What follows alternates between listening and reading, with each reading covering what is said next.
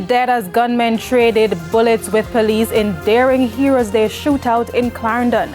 Good evening and welcome to Primetime News. A special welcome to our viewers on TVJ International in the Cayman Islands and online at onespotmedia.com. I'm Kelisha Williams. Also this evening, war of words. PNP and JLP continue to trade barbs over Integrity Commission report into the financial affairs of the Prime Minister. And dancehall giants Beanie Man and Bounty Killer among more than 200 Jamaicans honored at the National Honors and Awards ceremony. There's also sports and weather in this newscast, so stay with us. I'll have the news in detail right after this break.